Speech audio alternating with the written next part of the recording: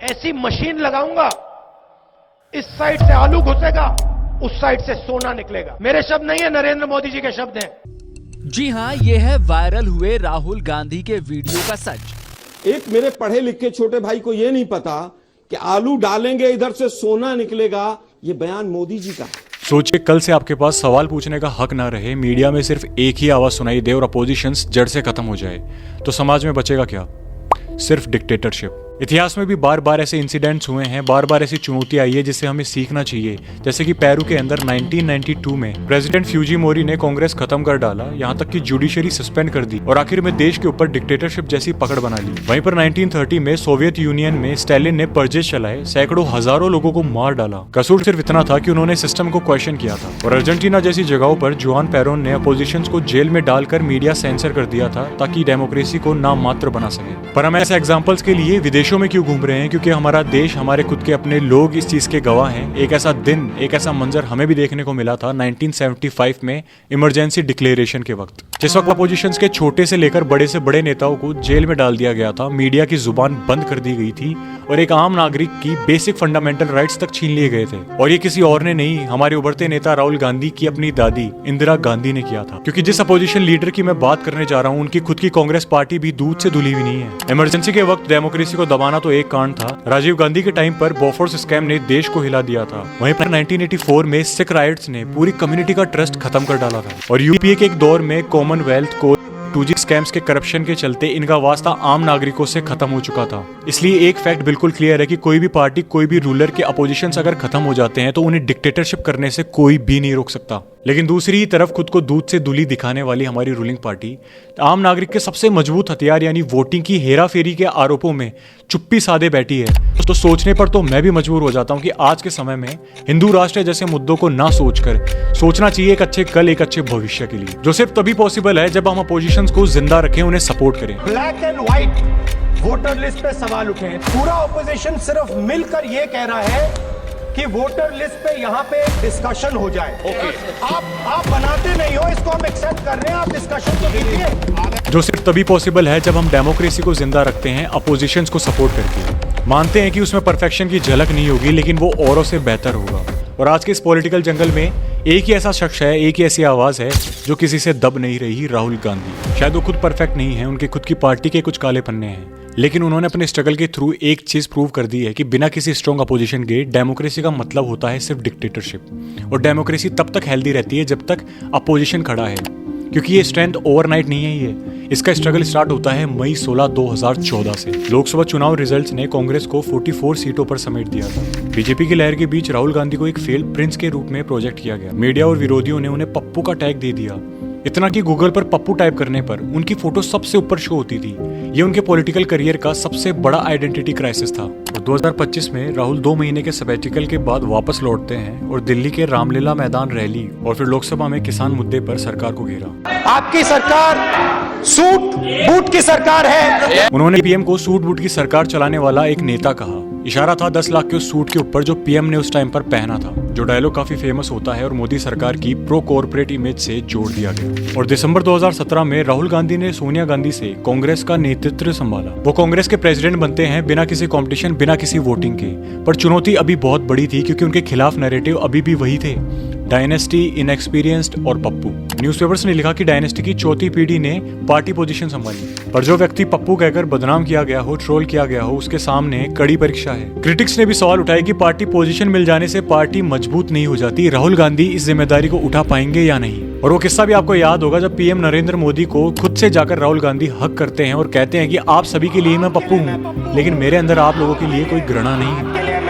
अलग अलग गाली दे सकते हो, मगर मेरे अंदर आपके खिलाफ इतना सा भी गुस्सा, इतना सा भी क्रोध। एक सिंबॉलिक मूव था जो कि मीडिया में काफी वायरल भी हुआ, पर बीजेपी ने इसे ड्रामा बोला क्योंकि राहुल गांधी ने लोकसभा में राफेल और बेरोजगारी पर मोदी सरकार को घेर लिया था। और दिसंबर 2018 में राजस्थान, एमपी और छत्तीसगढ़ में जीत हासिल करने के बाद राहुल गांधी को अपने करियर की सबसे पहली और सबसे बड़ी सक्सेस मिलती है, जहां पर शशि थरूर जैसे नेता ने बोला कि राहुल को पूरा क्रेडिट मिलना चाहिए क्योंकि उन्होंने बहुत मेहनत की है, लगातार रैलीज की और पार्टी को लीड किया। ये राहुल के लिए वैलिडेशन थी क्योंकि 2014 की हार के बाद उन्हें मजाक का एक पात्र बना दिया गया था।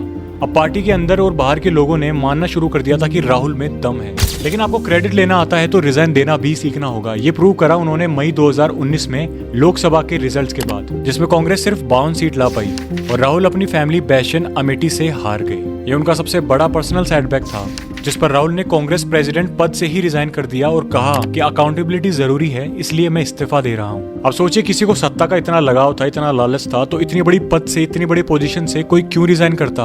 अब कुछ लोगों ने इसे प्रिंसिपल और वैल्यूज का नाम दिया, तो कुछ ने इसे अपोजिशन की वीकनेस कहकर पुकारा। लेकिन 2020 और 21 के चलते सेंट्रल गवर्नमेंट ने 3 फार्म लॉज पास किए, जिसके खिलाफ देश भर में किसान आंदोलन शुरू होता है और राहुल गांधी खुले तौर पर किसानों के साथ खड़े मिलते हैं। उन्होंने इस कानून को काला कानून और प्रो कॉर्पोरेट लॉ कहा, क्योंकि उनका मानना था कि मोदी जी ये कानून लाकर किसानों को पूंजीपतियों का गुलाम बना रहे हैं। अक्टूबर 2020 में पंजाब हरियाणा में ट्रैक्टर रैली निकालकर, जुलाई 2021 में एक ट्रैक्टर चलाकर पार्लियामेंट पहुंचकर उन्होंने सिंबॉलिक प्रोटेस्ट भी की। आखिरकार 1 साल के लंबे आंदोलन के बाद 2021 एंड में सेंट्रल गवर्नमेंट ने ये लॉज वापस ले लिए। राहुल गांधी की इस पर अहम भूमिका रही थी और किसान के एक बड़े नेता के रूप में इनको क्रेडिबिलिटी भी मिली। और अगले साल जून 2022 में ईडी ने राहुल गांधी को मनी लॉन्ड्रिंग जांच के सिलसिले में 5 दिन तक की लंबी पूछताछ के लिए बुलाया। नेशनल हेराल्ड न्यूज़पेपर के इस मामले में इन्वेस्टिगेशन के दौरान उन्हें 50 घंटे से भी ज्यादा का वक्त लगा, जिससे परेशान होकर कांग्रेस ने आरोप लगाए रूलिंग पार्टी के ऊपर कि सेंट्रल एजेंसियों का दुरुपयोग कर रही है, ओपोजिशन को सता रही है। और वाकई में ये नोटिस करने वाली चीज है कि 2014 के इलेक्शंस के बाद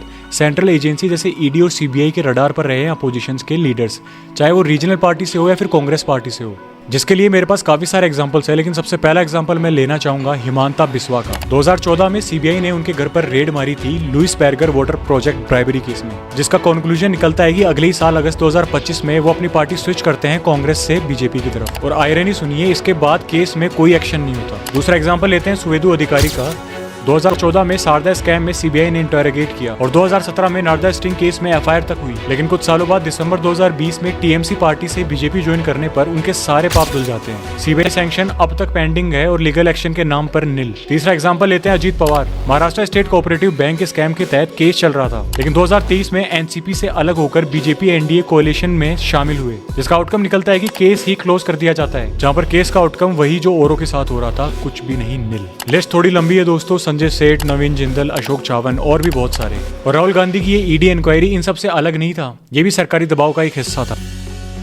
सितंबर 2022 भारत जोड़ो यात्रा, एक 3500 किलोमीटर की ऐसी पदयात्रा जो कन्याकुमारी से श्रीनगर तक का सफर तय करने वाली थी। नारा था नफरत छोड़ो भारत जोड़ो। इस यात्रा का उद्देश्य बड़ा सिंपल था कि देश में हो रहे धर्म, भाषा और विचारधाराओं की बंदिशों को तोड़ना और एकजुट होना, साथ ही में महंगाई और बेरोजगारी के चलते सेंट्रल गवर्नमेंट का घेराव। 150 दिन की इस यात्रा में राहुल 12 राज्यों से गुजरते हैं, जिसमें से सिर्फ राजस्थान में कांग्रेस सरकार थी, बाकी 11 स्टेट्स बीजेपी की थी, जिस यात्रा को वो हल्के में भी लेते हैं। और हजारों सैकड़ों लोग इस रास्ते में राहुल गांधी से जुड़ते हैं। रूलिंग पार्टी ने उन्हें बड़ा क्रिटिसाइज किया। उनके आईटी सेल ने बड़ी अजीब चीजें नोटिस करवाने की कोशिश की, जैसे राहुल गांधी का किसी लड़की को हाथ पकड़कर सफर पर चलना या फिर ट्रैफिक रूल्स का वायोलेशन होगा, और भी सैकड़ों रीजंस बना डाले थे। लेकिन कुछ भी उनके हाथ लग नहीं पाता है, क्योंकि ये एक सिंबॉलिक मूव था राहुल गांधी की तरफ से, जो रूलिंग पार्टी की गलतफहमियां मिटाने के लिए काफी था। अप्रैल 2019 में कर्नाटका के कोलार में राहुल गांधी ने एक रैली में कहा था कि सब चोरों के नाम मोदी क्यों होते हैं। एक छोटा सा सवाल, इन सब के नाम, इन सब चोरों के नाम मोदी मोदी मोदी कैसे हैं? नीरव मोदी, ललित मोदी, नरेंद्र मोदी, और अभी थोड़ा ढूंढेंगे तो और बहुत सारे मोदी निकलेंगे। जिससे ऑफेंड होकर बीजेपी विधायक ने 2023 में जाकर मोदी पर डिफेमेशन केस कर डाला, जिस मुकदमे में गुजरात के एक मजिस्ट्रेट ने राहुल गांधी को दोषी करार करते हुए 2 साल की सजा सुना दी, जिसके सुनते ही अगले ही दिन 24 मार्च को उनकी लोकसभा सदस्यता डिस्क्वालीफाई हो जाती है, क्योंकि रिप्रेजेंटेशन ऑफ पीपल एक्ट के तहत 2 साल या उससे ज्यादा की सजा पर एमपी ऑटोमेटिक निकाल दिया जाता है। लेकिन राहुल गांधी ने यहाँ पर हार नहीं मानी और सुप्रीम कोर्ट का दरवाजा खटखटाया, जिसमें सुप्रीम कोर्ट के 3 जजेस बेंच ने कहा कि ट्रायल जजेस ने 2 साल की मैक्सिमम सजा देने का कोई ठोस कारण नहीं बताया। कोर्ट ने यह भी ऑब्जर्व किया कि राहुल गांधी का बयान अच्छा नहीं था, पर इतनी कड़वी कार्रवाई वोटर्स को भी सजा देने के समान है जिन्होंने उन्हें चुना। इसलिए सुप्रीम कोर्ट ने 4 अगस्त 2023 को राहुल की कन्विक्शन सस्पेंड कर दी, यानी सजा पर अमल ठोक दिया। इससे उनके एमपी की सीट वापस पाने का रास्ता क्लियर होता है और अगले कुछ ही दिन में लोकसभा सेक्रेटरीट ने उनकी मेंबरशिप बहाल कर दी। जिस फैसले के बाद राहुल गांधी ने बड़े ही खुश होकर कहा कि सत्तामेव जयते, आज सत्य की जीत होती है। सुप्रीम कोर्ट का ये फैसला आने से ठीक कुछ दिन पहले जुलाई 2023 में 26 विपक्षी दलों ने इंडिया नाम का एक महागठबंधन बना लिया था, ताकि 2024 में मिलकर मोदी को चुनावी टक्कर दी जा सके। राहुल इस अलायंस के एक अहम मुख्य चेहरा थे और सुप्रीम कोर्ट के स्टे के तुरंत बाद राहुल ने पार्लियामेंट में विश्वास मत डिबेट में हिस्सा लिया और मणिपुर हिंसा पर मोदी सरकार को जज के घेरा। ये वही नो कॉन्फिडेंस मोशन था जिनमें उनकी वापसी हुई। मैं मणिपुर गया, हमारे प्रधानमंत्री नहीं गए, आज तक नहीं गए, क्योंकि उनके लिए मणिपुर हिंदुस्तान नहीं है। ये दौर राहुल गांधी की इमेज को और भी मजबूत नेता के रूप में स्टैब्लिश कर गया, जिसके कुछ ही महीनों बाद वोटर्स की चोरी पकड़ी जाती है राहुल गांधी की टीम की तरफ से, जिसके ऊपर मैं बाद में डिस्कस करना चाहूंगा। लेकिन चलता हूं अभी थोड़ा आगे। सेंट्रल गवर्नमेंट ने 130th amendment act bill pass किया, जो कहता है कि मिनिस्टर हो, सीएम हो या पीएम हो, वो 30 दिन तक अगर जेल में रहते हैं या फिर उनकी कन्विक्शन पनिशमेंट 5 साल या उससे ज्यादा होती है तो 31वें दिन उन्हें अपनी पोजीशन से रिजाइन करना पड़ेगा, जो कि अच्छी बात है। इससे करप्शन कम होगा, काफी ज्यादा सुधार आएगा। लेकिन ईडी जैसी एनफोर्समेंट किसी को भी 30 दिन तक बड़ी आसानी से जेल में डालकर रख सकती है, बेल ना होने देने तक, क्योंकि ईडी के टूल्स अपोजिशन लीडर्स के लिए ज्यादातर इस्तेमाल हो रहे हैं। बीजेपी नेताओं के लिए केसेस लिमिटेड हैं। जरा देखिए इन आंकड़ों को। 2004 से 2014 के यूपीए के पूरे टेन्योर में ईडी ने सिर्फ 26 पॉलिटिशियंस के खिलाफ एक्शन लिया था, जिनमें से 14 अपोजिशंस थे, यानी 54%। बल्कि दूसरी तरफ 2014 से 2022 तक 121 सीनियर राजनीतिक नेता ईडी के रडार में आए। इनमें से 115 यानी ऑलमोस्ट 95% अपोजिशन लीडर्स थे। मतलब एकदम डिस्प्रोपोर्शनेट टारगेटिंग है। और जरा अनुमान लगाकर देखो कि ईडी की कन्विक्शन रेट कितनी होगी। 1%, क्योंकि 2015 से 25 के दौरान ईडी ने टोटल 193 केसेस रजिस्टर किए एमपीज और एमएलएस के अगेंस्ट, जिनमें से सिर्फ 2 कन्विक्शन हुए हैं, जिनके लेटेस्ट एग्जांपल है जिबन साहा और सौरभ भारद्वाज। दोस्तों, मैं किसी पर्टिकुलर लीडर की इमेज क्लियर करने के लिए वीडियो नहीं बना रहा हूँ। मेरा उद्देश्य सिंपल है कि अगर अपोजिशंस खत्म हो गए तो ये हम आम जन के लिए ही खतरा बनेगा, क्योंकि जहाँ अपोजिशंस नहीं होते वहाँ डिक्टेटरशिप पलती है। और डेमोक्रेसी की सबसे बड़ी स्ट्रेंथ है ये आवाजों के रंग बिरंगे चौरस। तो अपने सवाल जिंदा रखो और एक अच्छे लीडर को सपोर्ट करो। डेमोक्रेसी का सबसे बड़ा सोल्जर हम खुद हैं। ना अपोजिशन देश बचाएगी, ना रूलिंग पार्टी के प्रोमिसेस। आखिर में देश का भविष्य सिर्फ आम आदमी के लगे उंगली पर स्याही डिसाइड करेगी।